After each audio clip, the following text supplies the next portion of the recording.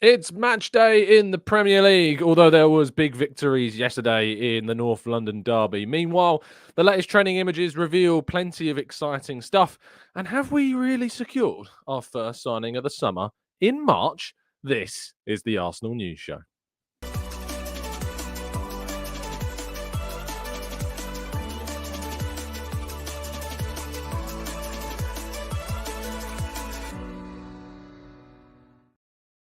Hello and welcome to the Gooner Talk, back again with you guys for another episode of what is the Arsenal News Show. Joining you every single morning at 8 a.m. UK time. Hope you're doing good.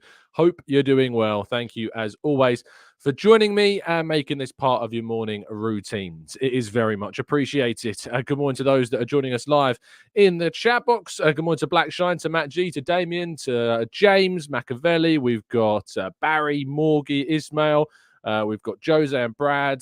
We've got Kaiser and Matt G and Martin, Darren, Red Star, Jackie, Paul, Carl, Glenn, Stephen, Adagoke, Stevie, Peter, Input. Thank you so much, everybody, for tuning in. It means a lot. Thank you so much for doing so. It's Monday, which means it is the first day of the week, but it is match day. So it kind of balances out, doesn't it? Balances out a little bit. Yes, back to work, all of that lovely stuff. See your workmates, of course, schoolmates, workmates, but it is match day. It means we've got Arsenal this evening. Of course, I'll be covering the game for Football.London, so make sure if you aren't able to watch the game, you're keeping up to date with everything on the Football.London live blog a little bit later on this evening. And then tomorrow morning, of course, I'll be here at 8 a.m. breaking everything down for you. So please make sure that you tune in and turn those notifications on. Help us to our 1K like target every single week as well. Do drop a like on the video if you haven't done so already. Every single day, I should say, rather than every single week. We've managed to do that successfully ever since we started it as well. A little bit of a boost, halfway through. But things have gone really, really well. So thank you to all the supporters of the channel. Right, let's get into today's stories, and we start with yesterday's fantastic victory. It was not maybe as as thrilling with goals as maybe we wanted it to be, but it was nevertheless important for Arsenal to get that result. Derbies mean form can go out the window sometimes. You know, we've recently actually been beaten by Spurs in a North London derby in the women's game, I think for the first time, which was obviously for the first time in quite some time, which was obviously very frustrating indeed. So to see us get the result, a 1-0 victory, keeping us very much in the race, 3 points off Manchester City. Chelsea won 4-0 in their game against Leicester, to put a bit of a sour note on the weekend. And that kind of rounds off what has been overall a weekend of hope that has been snuffed out by plenty of Arsenal's rivals. And that crossed over into the men's game with yesterday, of course, the day before yesterday, Liverpool winning so late on in that 99th minute winner. And then not only that, but Manchester City going 1-0 down to an unbelievable Marcus Rashford strike. But Rashford fumbled chance after chance. There was a brilliant ball through that he failed to control to go one-on-one with Ederson. There's another chance on the right-hand side. The ball came across and he completely hit the ball. I mean, he didn't even hit it. Just missed the ball. And that sadly opened the door for Manchester City in the second half to score 3 times, twice courtesy of Phil Foden, and then Erling Haaland getting his typical weekly strike as well. But what that means is Arsenal, of course, have the pressure on them tonight. They need to put in the result. They need to get the victory in order to close the gap to the top 2.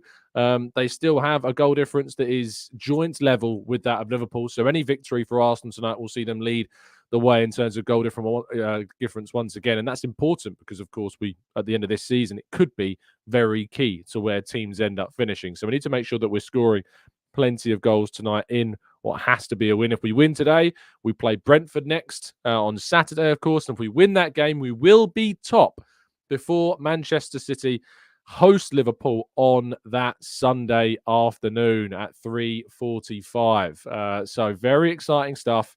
Really interesting to see what goes on. Next weekend is also Aston Villa against Spurs as well, it's worth pointing out.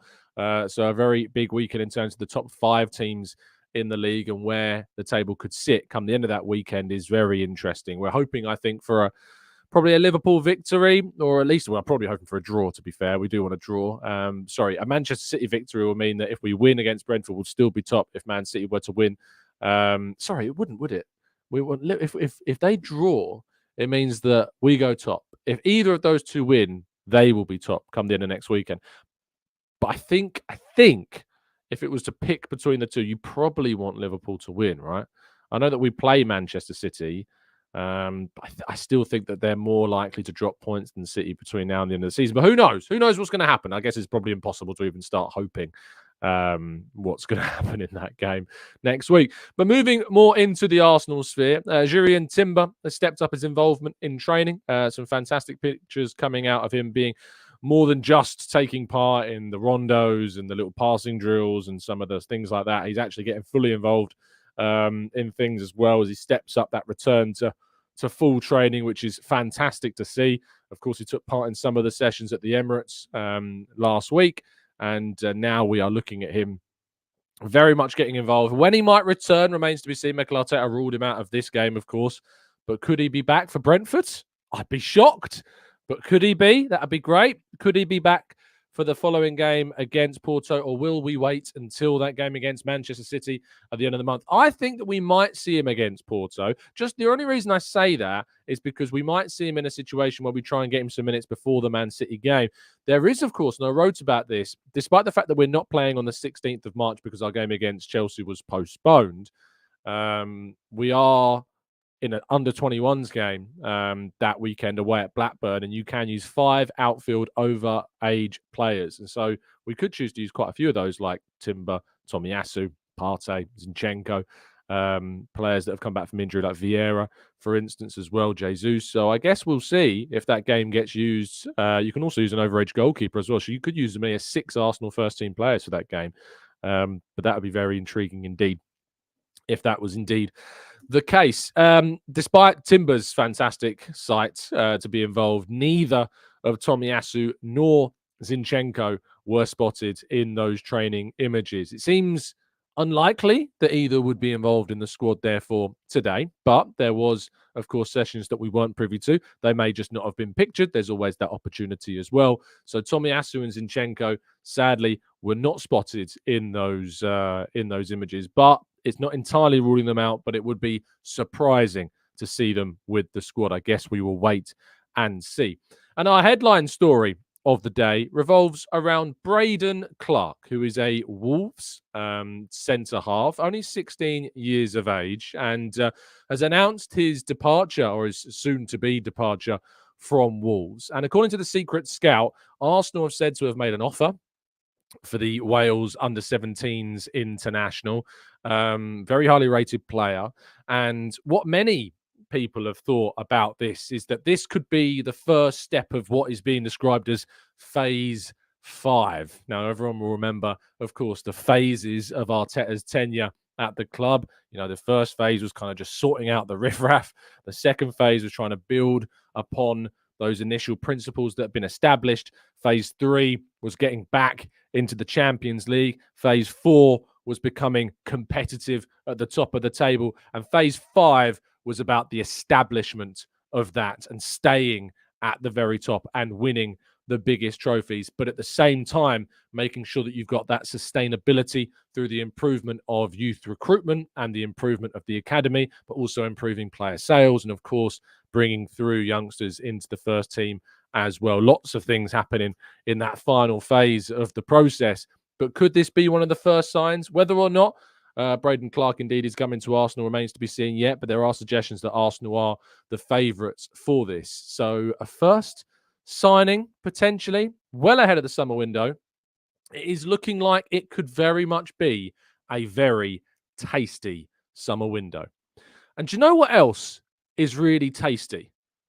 That's right. The food that is provided by HelloFresh, who are very thankfully the sponsors of today's video. Now, you know, at the channel, we like to produce our Eat, Sleep, Health, Repeat podcast. We like to produce things around talking about being healthy and to improve yourself and improve everything to do with you, whilst also managing your pocket at the same time. And so, if you use our code of Gooner60, you will get yourself 60% off your next box with 20% off the next 2 months. Now, HelloFresh very kindly sent me a few recipes to try. Now, I've used HelloFresh a few times before, And so I thought I'd go for some recipes that I hadn't particularly done or tried. And so for this time, I used a Cajun spiced bass with chive dressing. It was beautiful.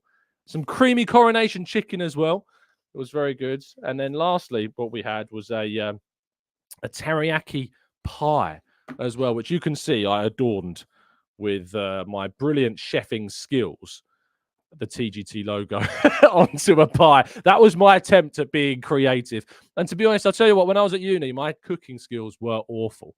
And when I started out using things like HelloFresh to help me with my cooking, it really improved things. But not only that, but it really helped me look after my wallet as well, because it's the offers that you can get, such as the offer that we are teaming up with HelloFresh to use, was really important. So if you're in a bit of a hurry and you haven't got time to learn how to cook or be a better cook, these things can be so much better because they just help you. They really do help you to do that. And not only that, but I've got a really fussy missus when it comes to eating food. So they have hundreds and hundreds of recipes which allow you to choose what recipes you and your other half and your family can all enjoy. And we all enjoyed these ones. And not only that, but with that offer, as I say, Gooner60 is your code. Make sure you go to the HelloFresh website and use that code. You can scan the QR code on your screen as well to access that. But not only that, but you might get some free gifts. And I got a little cheesecake, which was very nice indeed. Can't complain about a free cheesecake. Was very happy with that. So there's a range of gifts that you might get involved with if you indeed sign up. The link is down in today's video description, and I implore you to go and check out HelloFresh. And a massive thank you to HelloFresh for supporting the channel. It's companies like HelloFresh which are the reason why we can do what we do and why we can improve the infrastructure as well of the channel. So go and check it out. That's all me, by the way. I cooked all of those things. Me. I do like cooking, and things like HelloFresh, I say, the recipes that they provide have really helped improve my own cooking skills. So make sure you get involved. And healthy-wise, we pick the ones that are under 650 calories, which you can do to really help out your diet also. Right, let's go to part 2 and your questions right after this.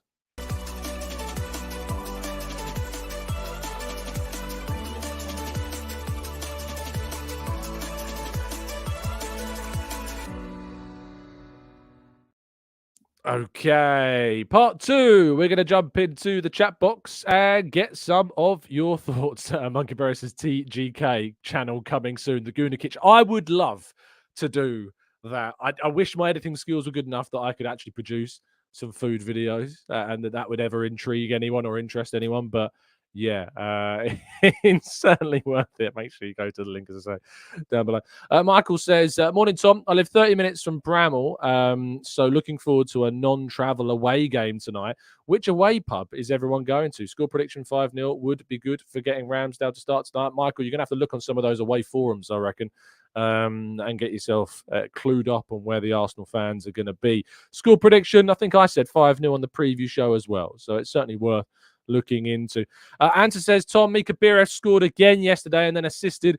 Wouldn't it be nice if Arteta took him on the pre-season tour, renewed his contract, and then sent him out on loan for one more season as well? I wrote a piece very recently, actually, about Mika Biereth, talking to Tom Midler, who is the host of the Other Bundesliga podcast and a commentator on Austrian football as well. So if you've not yet given that a read, I recommend you do so. He is really genuinely showing us some real quality and some promise. And maybe there is a future for Mika Biereth at the club. It would be great to see. Chris says, watch out, Edu. Tom is going to start competing with a cooking Instagram post now. Shano says, morning, Tom. No way would I want a Liverpool win. Draw would be okay, but I'd even be happy with a City win. It's still in our hands, and I'd rather a 2-horse race. Of course. I guess I know what you're saying. But I just have that feeling, Shano, that City are more likely to win more games between now and the end of the season than Liverpool are. And so that's a big, big worry for me, is that if Liverpool win that game, it hurts Man City a lot. And I feel as though Liverpool could drop points. If Man City win that game and beat us, it's almost like a formality that they go and win the league. So a draw would be great, of course, with both teams dropping points. But it's going to be very interesting indeed next weekend. Very, very interesting. But we can't get too ahead of ourselves. Christian says, what's your starting 11 for the game? I tell you what, I've gone back and forth with my starting 11. A lot.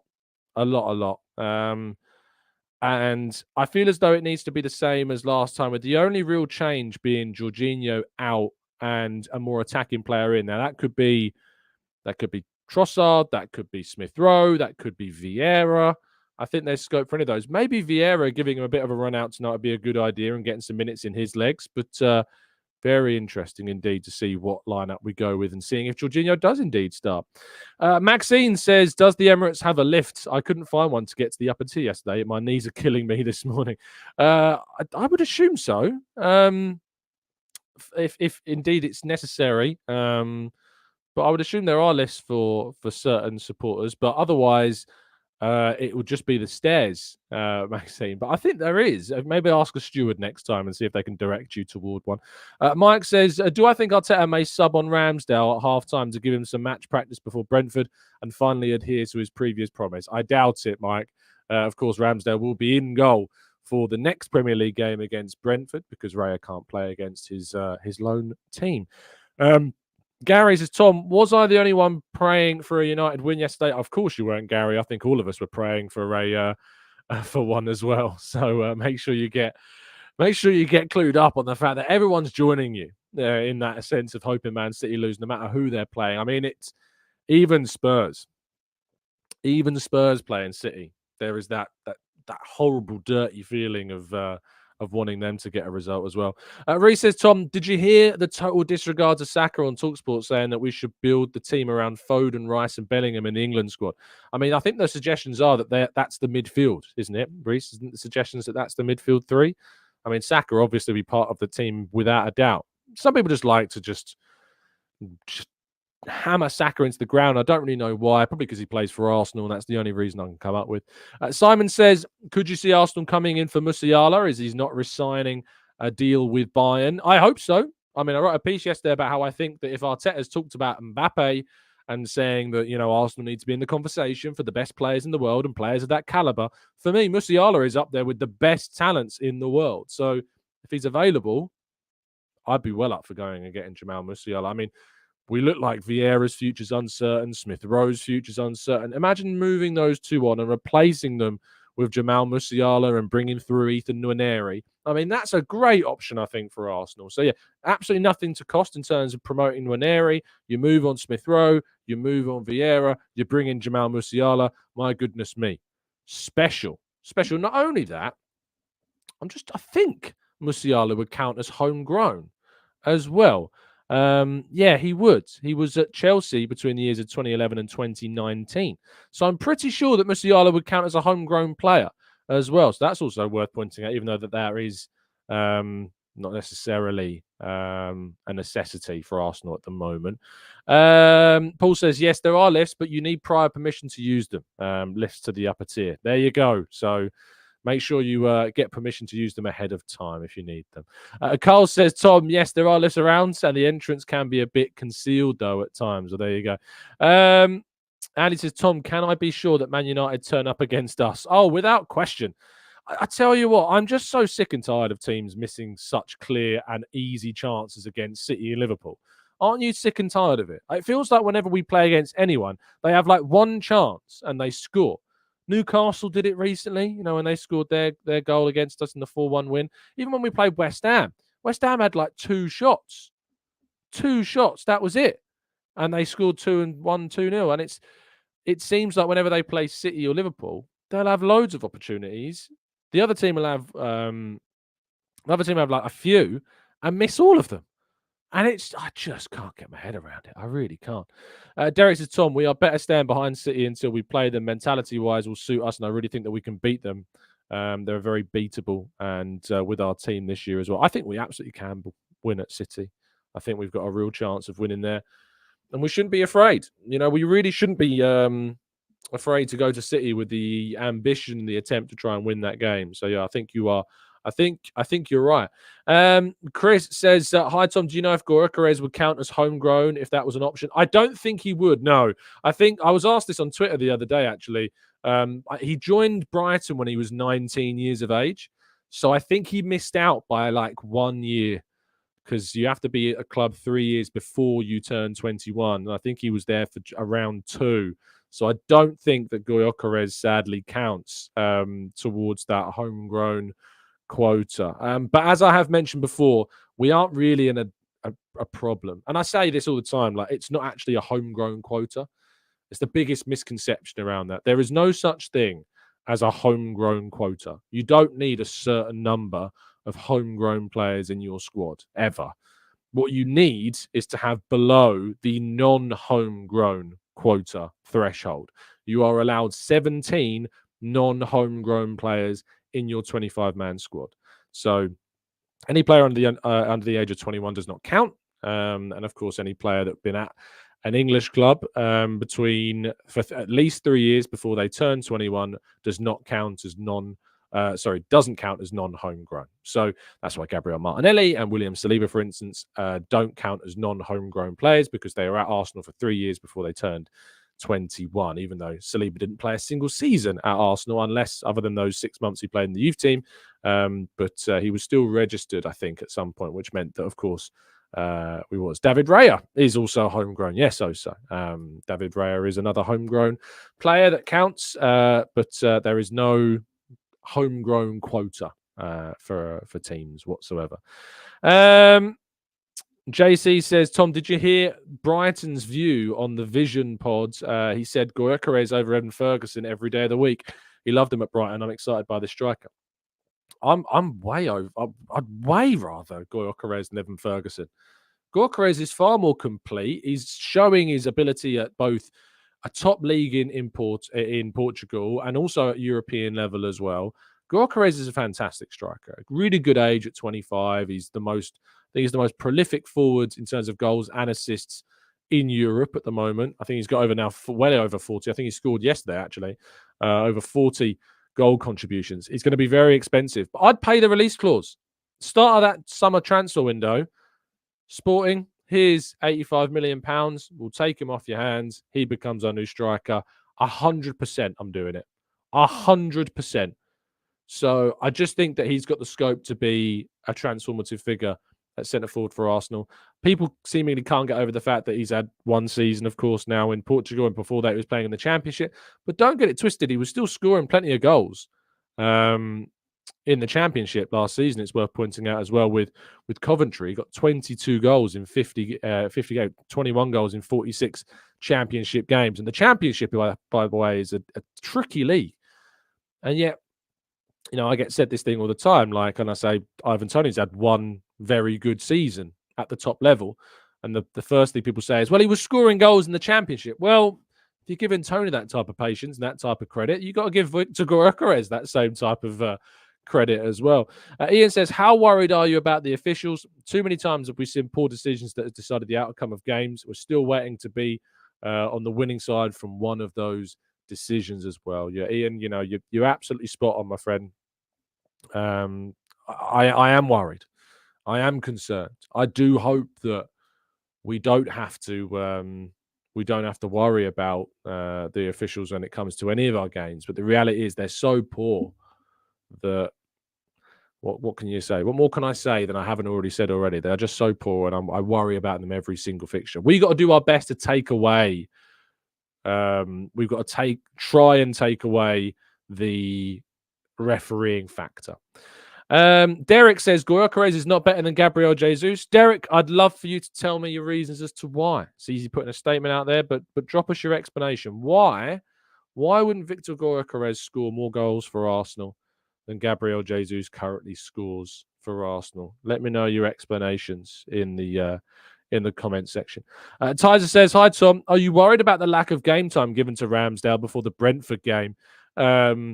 No, not really. They train every single day pretty much. I'm not worried about that. No, I'm more worried about players outfield than I am of goalkeepers. Goalkeepers, I'm not so worried. It's just part of the past of this season at the moment. Paul says there's over 1,000 of you watching. We've only got 250 likes. Come on. We should be getting our 1K per day, and it needs addressing, please, with Drew's little emoji as well. Paul, thank you. And yes, please do, as Paul says. And there's over 1,000 of you watching, nearly 1,100 of you watching.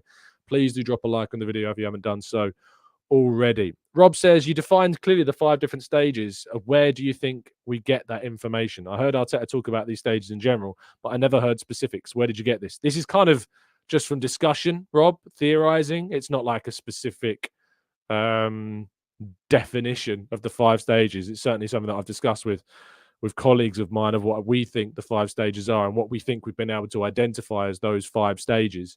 You know, if I'd probably say it back now and say it in a different order. But I think that's the way in which I'd perceive those 5 stages. Dale says, no quota. You don't need a single homegrown player. My understanding is you must have at least 8. No, Dale, you don't. You don't need 8. You just need to have 17 or less non-homegrown players. It's as simple as that. Because you can have 5 homegrown players and then a lot of players under the age of 21 just in there as well. All you need to have is 17 maximum non-homegrown players. So no, this is the biggest misconception. From my understanding, it is the biggest misconception. There is no minimum number of homegrown players that you need. You just cannot have more than 17 non-homegrown players. That is the misconception in the whole homegrown quota debate. A. Raybes says, Tom, when can we get a Gyökeres tactical breakdown? Time to convince the doubters. Gyökeres in. End of the season, my friend. Tactical breakdowns will be, unless Arsenal look like they're going to make a signing before the end of the season. Like, you know, we might do a breakdown of Brayden Clarke if indeed that deal looks like he's going to get agreed. We might do a piece around him. But our tactical breakdowns are a summer feature. They're a transfer window feature. They are very good at filling out the content planner whilst indeed the season's not on. So, yes, our breakdowns will be back and they'll be in the summer. So don't you worry about that, my friend. If you're new to the channel, if you've joined us throughout the course of this season, you probably enjoyed our 8 a.m. shows, and thank you so much for tuning in and listening. But during the summer transfer window, you've not been here for our summer transfer window shows. And when the summer transfer window rolls around, not only do we do these shows every single morning, and they're called the Arsenal Transfer Show, of course, rather than the Arsenal News Show, but we do interviews with experts about our transfer targets. We do discussion shows. We do phone-in shows. The summers are, even though there's no football going on besides pre-season, although there will be the European Championships, we are going to be very busy talking about Arsenal transfer targets. And I'm really energetic at the start of the window. And then by deadline day, I'm like, oh, thank God it's over. Thank goodness it is done.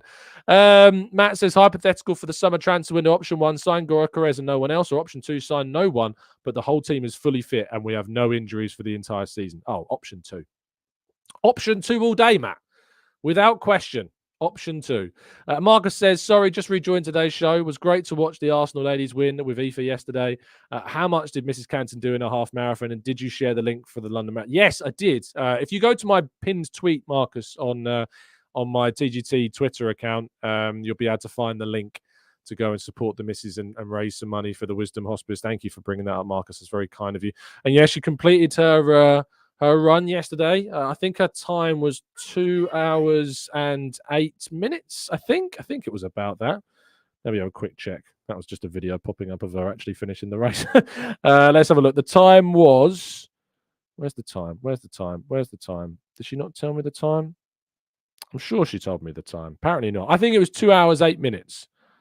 She said she beat her personal best by 10 minutes and felt strong. So yes, I think it was...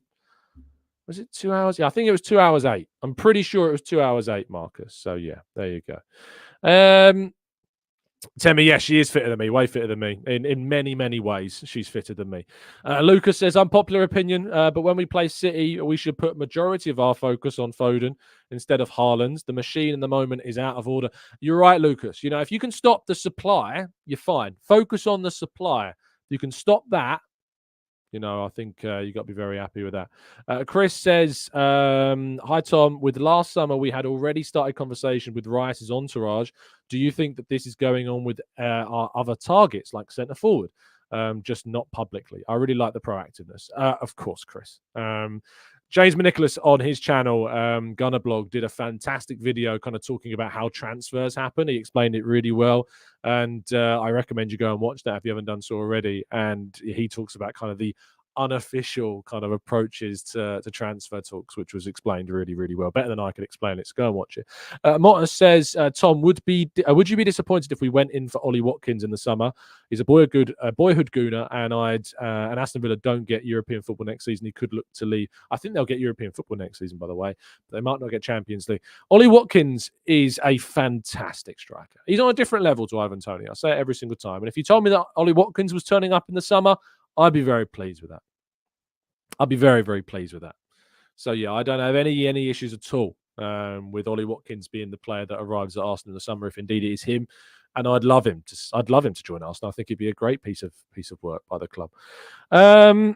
Alex says, I love how it looks like the only trophy Kane will be lifting will be the Golden Boot, which happens to be shaped like a cannon. that is going to be sweet, Alex. You're right. That will be so sweet. So sweet. And congratulations again on Granit Xhaka and Leverkusen for going 10 points clear. And I saw Xhaka actually speaking to Archie Rinder on... Oh, is it Sky Germany that he works for? I think might not be Sky Germany, it might be somebody else. But talking specifically about the fact that last season for Arsenal, he was 10 points or so clear, really far ahead, and they still managed to lose it. So they're still staying very focused. And what a player they've got, the experience that Xhaka will bring to that group, and the learning and the lessons that we brought to that Bayer Leverkusen team by Xhaka this season is going to be important.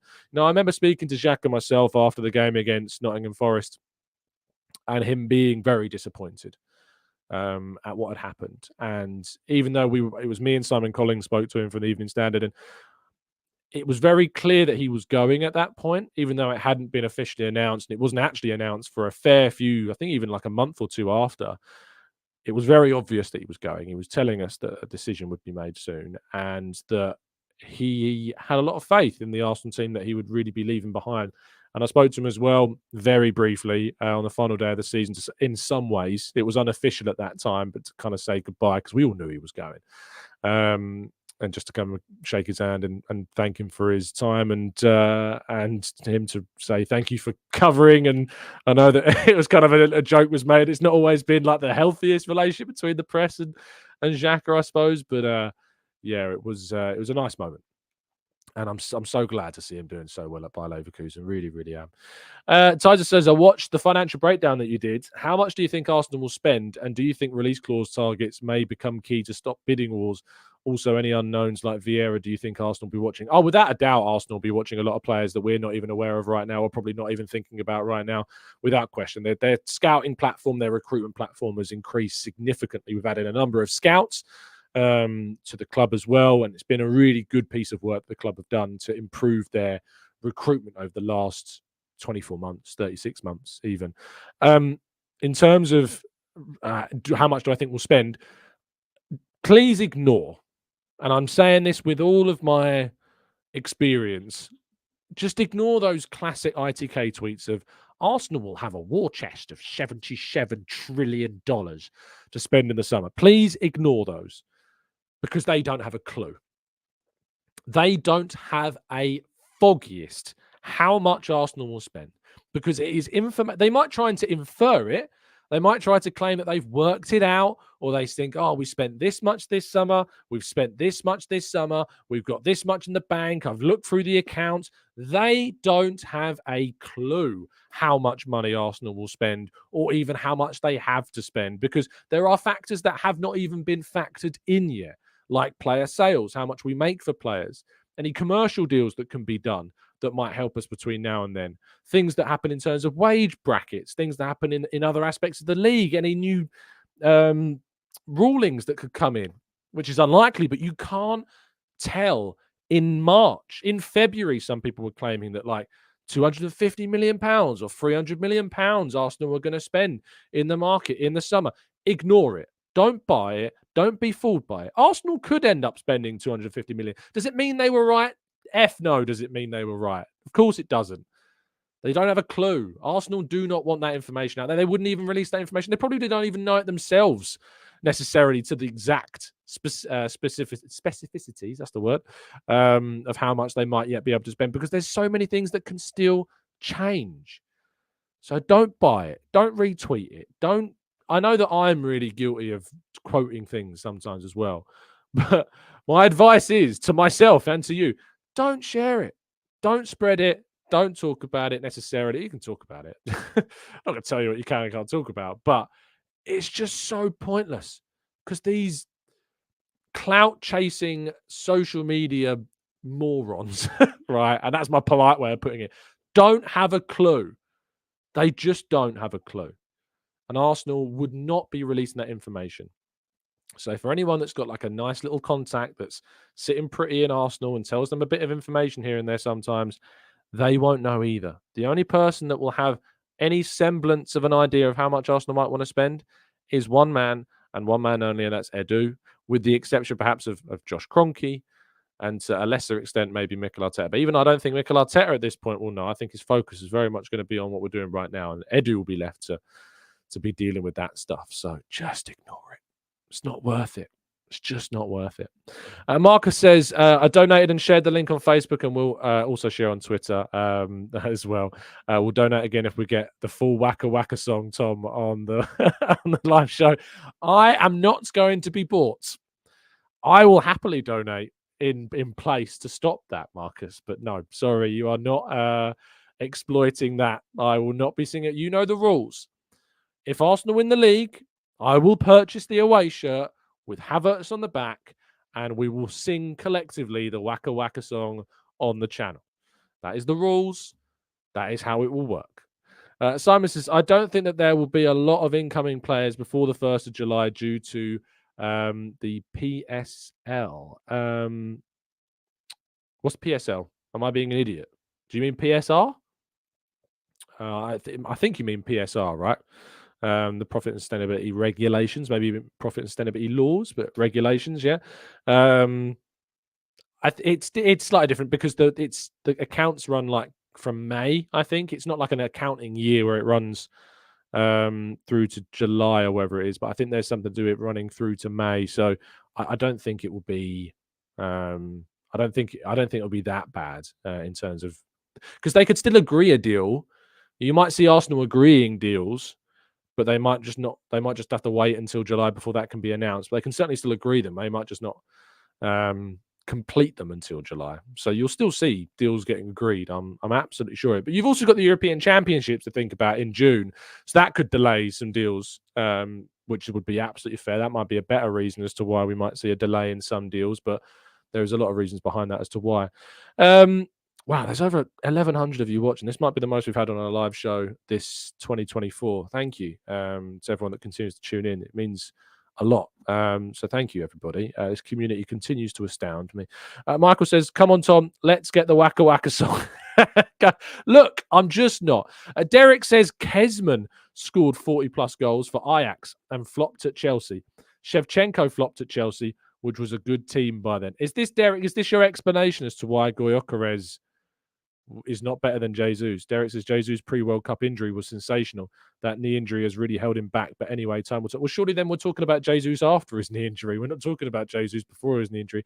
I just don't think, Derek, you've done enough there to explain, I'm afraid, why Jesus is better for us next season than Gyökeres would be. Jesus' injury record is not good.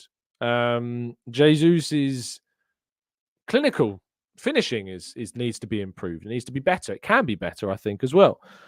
And Arsenal need another centre forward. I think that's the next step in terms of this team, is another centre forward. I'd love to see Gyökeres given a chance. I think he is. I'd love it if Gyökeres was given a chance. But and the money thing is big. It's a big amount of money, and I'm leaning more towards him than Osimhen as well. Plus, I kind of want to do the celebration. I think it's quite a good one. So there's that as well. Cupid Scar, which is quite a deep name. That it makes you think. Has Cupid Scar been hurt? It's Valentine's Day, a painful day. This is a really deep, thoughtful name. Makes me think. Do you see Arsenal getting past Porto? Oh, that'll leave a pretty deep scar if we don't. Yes, my answer is yes. I do see us getting past Porto, but it's not going to be easy. An early goal is going to be needed in that game, and I'm very much looking forward to it. Lucas says 60,000 TGT subs. Would we get the Waka Waka? Look, this isn't a negotiation. I need to make this very clear. This is not a negotiation. You are not getting the Waka Waka song from me in a Havertz away Arsenal shirt unless we win the league. These are the rules.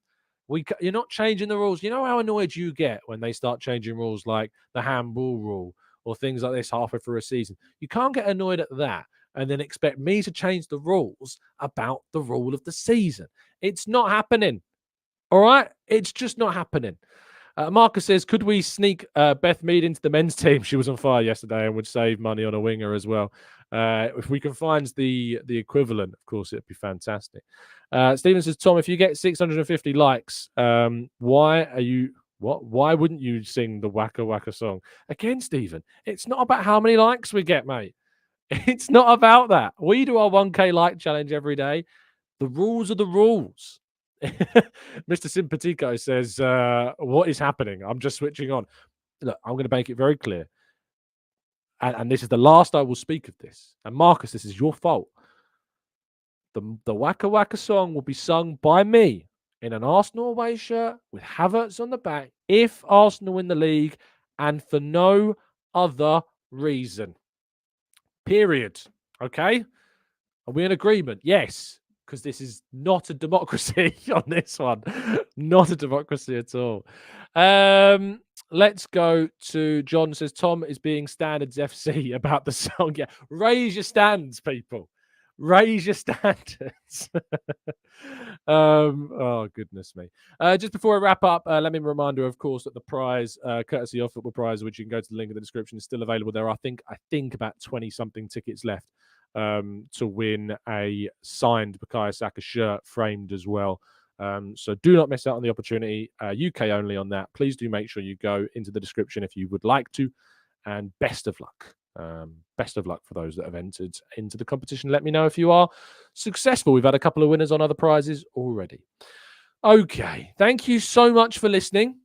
And thank you for those that did not pressure me or try to make me feel guilty or try to force me to sing a song that I don't want to song. I don't want to song. I don't want to sing. If indeed Arsenal don't win the league. So you know the rules now. It is out there. There is no way of convincing me otherwise. No amount of advertisement is going to change that. None at all. So thank you to everybody that's continued to listen to the channel, everybody that supported us. Amazing numbers today on a Monday. It's match day. I can't wait for tonight's game. I'll be back here tomorrow morning at 8 a.m. bright and early to break down that game, talk about the game, and hopefully be celebrating another very, very big win indeed. Thank you for listening. Drop a like, subscribe. Stop pressuring me and stay safe, well, happy and respectful. And as always, up the Arsenal.